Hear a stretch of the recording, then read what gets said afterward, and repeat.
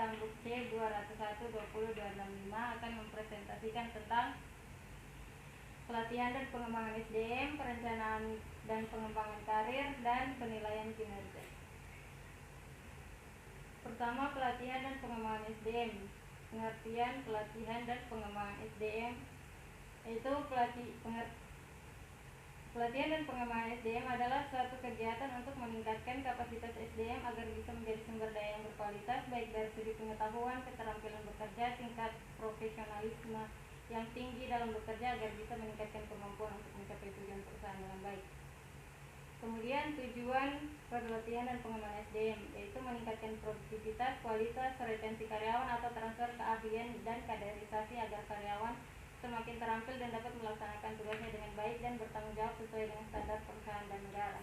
Metode pelatihan dan pengembangan SDM itu ada metode pelatihan yaitu self learning atau pelatihan yang menggunakan modul atau video tape atau kaset sehingga karyawan dapat mempelajarinya sendiri. Kedua, coaching atau proses membimbing bawahan dalam tim. Ketiga, konseling atau proses membantu bawahan untuk urusan yang terkait dengan pemahaman diri bawahan, penerimaan diri dan pertumbuhan emosi, pengenalan karakter, masalah sikap mental, kepribadian, attitude, masalah keluarga, keuangan, dan lain-lain. Kemudian job rotasi atau para peserta dimutasi secara berkala ke unit kerja atau jabatan lainnya. Kemudian project assignment atau metode pelatihan di mana karyawan diminta untuk membuat suatu proyek yang dikerjakan secara berkelompok. Kemudian konferensi atau rapat atau pelatih yang dilatih sama-sama berperan aktif serta dilaksanakan dengan komunikasi dua arah. Seminar atau workshop atau pelatihan di mana para karyawan diminta untuk memberikan penilaian terhadap topik yang diseminarkan oleh orang lain dan bertujuan untuk melatih kecakapan dalam memberikan komentar. Kemudian case study dan case analysis atau metode pelatihan di mana karyawan diminta untuk menganalisa atau masalah dan memberikan solusi yang terbaik dari masalah. Kemudian laboratory training atau pelatihan dan dengan kelompok diskusi yang tak beraturan dan di mana masing-masing orang mengungkapkan perasaannya terhadap orang lain sehingga saling mengerti satu sama lain. Kemudian lektur atau metode tradisional karena hanya pelatih dan yang berperan aktif sedangkan peserta yang bersikap pasif. Kemudian action plan atau metode pelatihan di mana karyawan diminta mengembangkan sebuah rencana tindakan yang didasarkan atas hasil temuan mereka. Kemudian language training atau pelatihan bahasa. Dengan adanya pelatihan bahasa maka karyawan dapat meningkatkan komunikasi bahasa asing dan dapat memberikan value tambahan pada karyawan. Kemudian teknologi training atau pelatihan teknologi yang bertujuan untuk meningkatkan produktivitas dan keahlian karyawan. Kemudian mengadakan tryout atau revisi. Kemudian metode pengembangan ada on the job training atau dalam metode ini peserta akan diposisikan pada situasi dan tempat kerja yang sesungguhnya. Jadi apabila seorang peserta training melakukan kesalahan, hal tersebut tentu berpengaruh pada kinerja perusahaan. Kemudian simulasi. Adapun tujuan simulasi sendiri adalah agar peserta training lebih menguasai dan lebih akrab betul tentang kondisi kerja yang sebenarnya. Kemudian pendidikan. Setiap karyawan membutuhkan pendidikan untuk mengatasi berbagai permasalahan pada pekerjaan mereka dengan mudah. Cara pendidikan mengajarkan langkah dengan cara yang digunakan dalam mengatasi permasalahan tersebut. Kemudian penghargaan. Memberikan penghargaan terhadap karyawan yang berprestasi merupakan salah satu strategi pengembangan SDM. Dengan begitu karyawan lain akan termotivasi untuk menjadi lebih baik, berdampak besar dalam perkembangan perusahaan. Kemudian program pengembangan SDM. Ada onboarding atau program pelatihan dan pengembangan ini dikhususkan untuk menyambut karyawan baru. Perusahaan akan memberikan apapun yang karyawan butuhkan untuk dapat melakukan pekerjaan mereka. Biasanya ada sesi-sesi untuk mengenalkan karyawan baru kepada struktur organisasi perusahaan, tujuan, proses, prosedur, aturan, prinsip, norma, harapan, kontrol, dan sistem yang berlaku di perusahaan. Kemudian manajemen risiko. Pelatihan dan pengembangan jenis ini didesain untuk mengurangi risiko atau mengimplementasikan proses manajemen risiko. Materi program biasanya memasukkan poin seputar keselamatan kerja, mengenai informasi dan kepatuhan. Manajemen keahlian, pelatihan dan pengembangan jenis ini dapat dilakukan dalam berbagai tingkatan, termasuk dengan memantau talenta yang ada di perusahaan atau dalam sebuah tim kerja. Kemudian perencanaan karir. Program pelatihan jenis ini dapat disesuaikan dengan minat atau ambisi masing-masing karyawan untuk meningkatkan kepuasan kerja atau keterlibatan mereka di tempat kerja. Kemudian manajemen pengetahuan. Jenis ini dapat dilakukan di mana perusahaan melakukan proses pengembangan, mempertahankan pemanfaatan serta transfer pengetahuan dari karyawan yang lebih senior ke junior. Kemudian terakhir pengalaman. Karyawan diberikan kesempatan untuk merasakan langsung pengalaman yang akan memberikan manfaat bagi karir mereka sekaligus kontribusi mereka kepada perusahaan.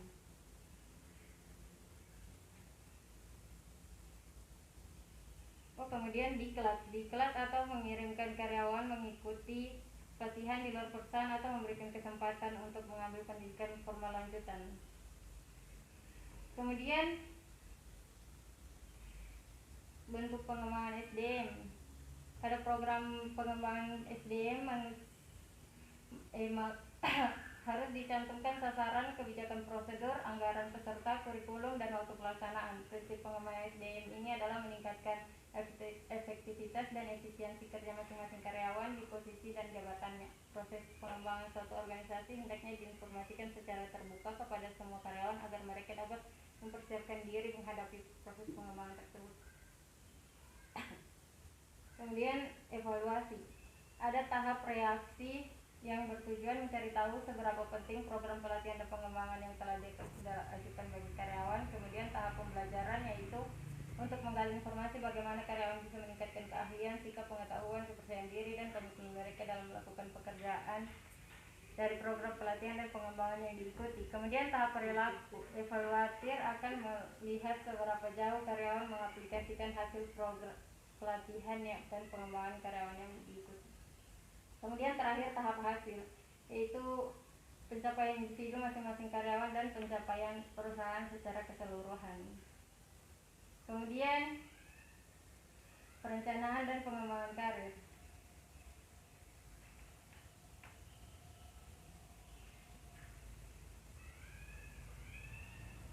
Perencanaan dan pengembangan karir adalah suatu perencanaan tentang kemungkinan seorang anggota organisasi adalah perorangan untuk dapat meniti proses kenaikan pangkat dari jabatan sesuai dengan persyaratan dan kemampuannya. Kemudian pengembangan karir, yaitu meliputi aktivitas untuk mempersiapkan seorang individu pada kemajuan jalur karir yang direncanakan. Penyusunan perencanaan pengembangan karir, yaitu jabatan pokok dan jabatan penunjang. Jabatan pokok adalah jabatan yang fungsi dan tugas pokoknya menunjang langsung tercapainya sasaran pokok organisasi atau perusahaan, sedangkan jabatan penunjang adalah jabatan yang fungsi dan tugasnya menunjang atau membantu tercapainya sasaran pokok tersebut. Kemudian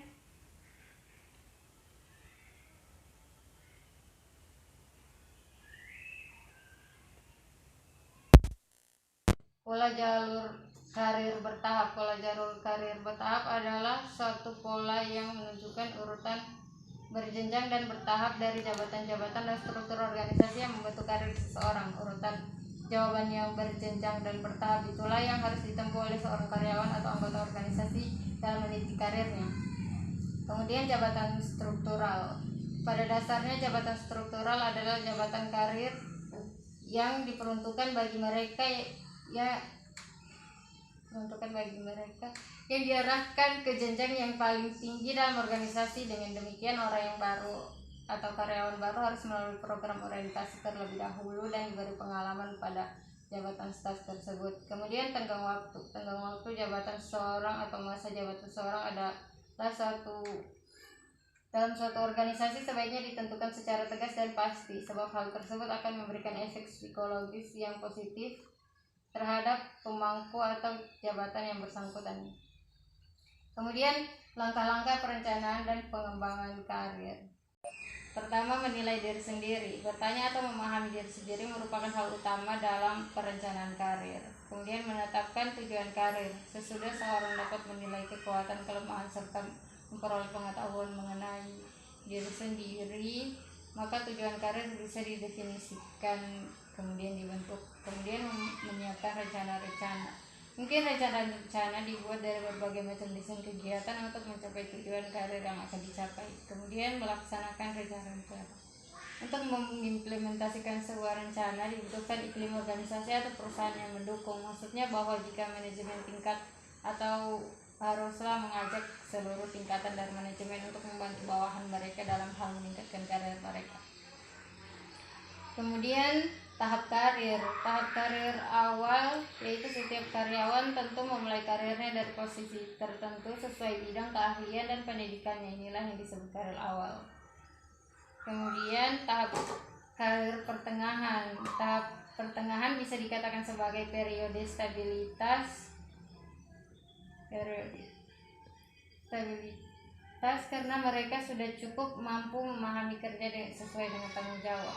Kemudian tahap akhir, pada karyawan akan masuk ke tahap akhir di mana mereka sudah senior dan bersiap pensiun, mengurangi beban kerja sekaligus mentransfer ilmu mereka kepada yang menggantikannya. Kemudian promosi dan demosi. Promosi adalah perpindahan yang memperbesar authority atau responsibility karyawan ke jabatan yang lebih tinggi di dalam suatu organisasi sehingga kewajiban, hak, status, dan penghasilan semakin besar. Sedangkan demosi berarti perubahan jabatan menuju jenjang atau jabatan yang lebih rendah dan didasari oleh pertimbangan turunnya prestasi atau kemampuan kerja karyawan yang bersangkutan. Kemudian transfer dan mutase. Transfer karyawan adalah relokasi karyawan dari satu perusahaan atau departemen ke perusahaan atau departemen lain. Transfer akan menyebabkan perubahan status ketenagakerjaan, kondisi hukum, dan status ketenagakerjaan di Indonesia. Mutasi adalah perpindahan dari posisi yang baru tapi memiliki kedudukan, tanggung jawab, dan jumlah remunerasi yang sama. Pada prinsipnya mutasi dilakukan agar memberikan proses yang tepat serta pekerjaan yang sesuai. Harapannya dengan mutasi tersebut karyawan dapat memberikan kinerja terbaiknya sehingga memiliki dampak yang baik untuk perusahaan.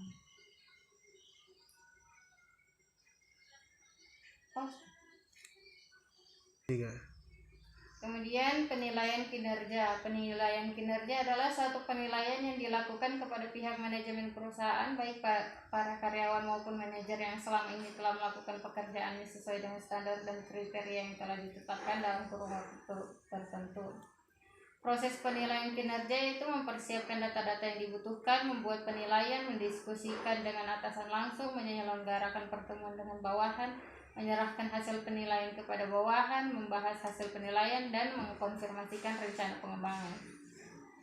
Metode penilaian kinerja ada rating scales atau menilai kinerja karyawan dengan menggunakan skala untuk mengukur faktor kinerja, misalnya dalam mengukur tingkat inisiatif dan tanggung jawab pegawai.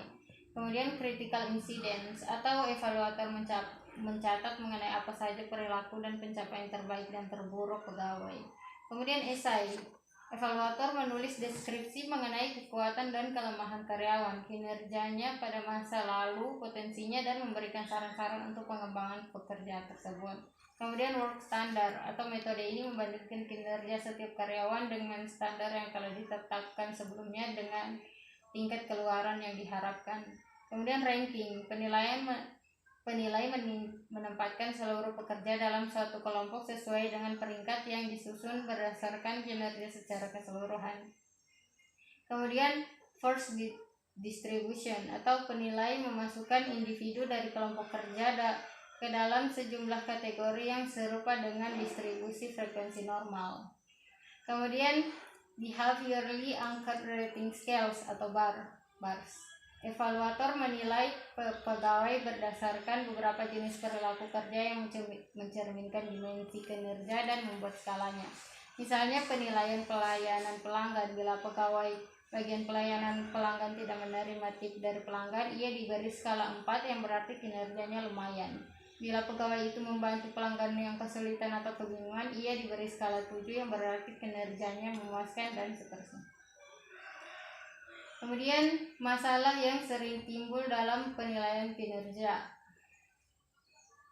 Penilaian kinerja yang dilakukan kadangkala bersifat subjektif, dalam artian pihak yang menilai kinerja menyimpulkan dan merekomendasikan berdasarkan pandangan dan pemikiran yang dimilikinya. Kemudian hasil penilaian kinerja kadangkala jika tidak sesuai dengan yang diharapkan akan menimbulkan goncangan psikologis bagi penerima. Jika metode kinerja yang dibuat adalah bersifat ingin melihat kinerja jangka pendek yang terbaik dan ini memberi pengaruh negatif pada kinerja jangka panjang yang secara tidak langsung terabaikan pada suatu organisasi atau menyeimbangkan target kinerja jangka pendek dan jangka panjang. Biaya yang dikeluarkan untuk melakukan penilaian kinerja tidaklah murah. Hasil penilaian kinerja akan menjadi bahan masukan pada pimpinan. Maka para manajemen perusahaan khususnya karyawan akan berusaha menampilkan hasil kerja yang terbaik. Kemudian jika hasil penilaian kinerja dipublikasikan dan para karyawan mengetahui hasil penilaian tersebut, maka itu bisa menjadi bahan pembicaraan atau gosip yang lambat laun tidak akan diatasi dan akan menjadi efek bola salju. Manfaat penilaian kinerja yaitu dapat meningkatkan rasa kebersamaan, mengembangkan kemampuan, keterampilan, dan kemauan para karyawan dalam bekerja. Dapat meningkatkan pandangan secara luas mengenai tugas para karyawan dan dapat meningkatkan pencapaian tujuan perusahaan.